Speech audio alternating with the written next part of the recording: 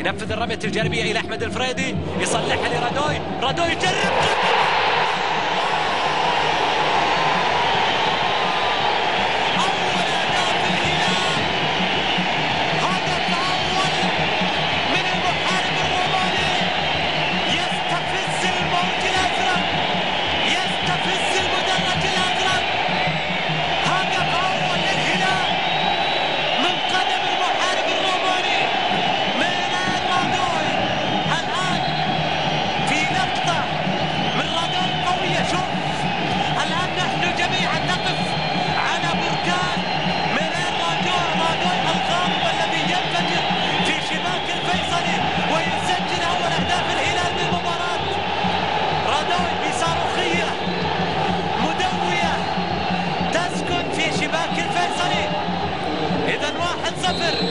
رادوي يحل مشكلة الهلال، يحل عقدة الهلال.